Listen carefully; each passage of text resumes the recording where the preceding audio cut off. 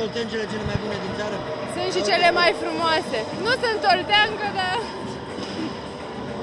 Cu transfer. Da. Va fi greu la Beijing? O să fie greu, da. Bineînțeles, e competiția supremă, oricine își dorește să ajungă acolo. E bine că am ajuns, că o să ajungem acolo și ar fi foarte frumos să ne întoarcem și cu o medalie. Aveți meci greu și în campionat. Aceasta a fost o repetiție pentru meciul cu Brașovul. Da, a fost și aceasta o repetiție. Va fi, probabil că este cel mai greu meci al nostru din campionat. Noi sperăm să iasă totul bine. Fostele colegi care sunt denumite acum galacticele handbalului. Frumos, plăcut, ce să zic.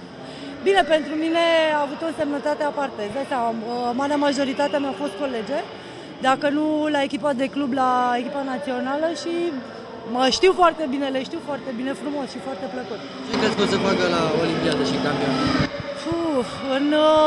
În formula asta, eu cred că sigur o medalie. Părerea mea, nu știu, o echipă senzațională. Te-ai ocupat mult cu Luminița Hoțupan. Ce ai vorbit cu ea? Nimic, e prietena mea, a rămas prietena mea, ne știm de foarte mulți ani, suntem generații apropiate. Nimic, de ale noastre, nici într-un caz despre joc, vă dați seama. Joc în Liga Națională. Eu aș vrea la anul dacă s-ar putea, dar nu depinde numai de noi. Eu sper că la anul, sper. Evenimente care pot fi aduse tinerile către acest frumos sport? Cu siguranță da, cu siguranță da. Eu zic că nu fiecare zi, ținând cont de conjunctura care este acum la Craiova, nu fiecare zi vine Olchimu aici. Să fii serioși, Olchimu e totuși o echipă. Frumoasă atmosfera, dar păcat că e sala mică și neîncăpătoare. Eu zic că veneau mai mulți iubitori de sport astăzi să vadă acest spectacol handbalistic. Cum a fost reîntâlnirea cu Victorina, cu alte prieteni?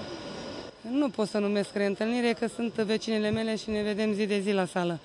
Eu zic că toate jucătoarele tinere să vină din urmă și, într-adevăr, să ajute echipa națională, pentru că sunt multe talente în handbalul românesc. Ce o să faceți la Olimpiadă? O să aveți aceeași atmosferă și la finalul Olimpiadei? V-ar plăcea? Bineînțeles că dorim cât mai mulți români să participe în China, să fie alături de echipa României, să aducem rezultate cât mai frumoase în România și, de ce nu, să cucerim o medalie, cum a spus și domnul Gavrilescu, indiferent de culoare. Este o mare onoare pentru un sportiv să poată să meargă la Olimpiadă și mai ales să fie portdrapelul României. Pentru mine, după atâția ani de carieră, cred că este de 2 ori mai mult, am mai multe emoții pentru această onoare care mi s-a oferit să fiu portdrapelul României la Olimpiadă. Obligă asta la un rezultat bun, la o medalie?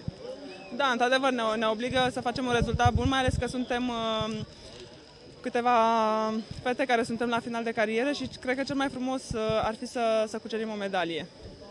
Cum a fost meciul Craiova? Poate la anul va fi și oficial. Un meci frumos, cred că ar fi trebuit mai mult spectacol, dar din păcate pe anumite... Antrenat pentru finalul de campionat? Nu, a fost mai mult un antrenament.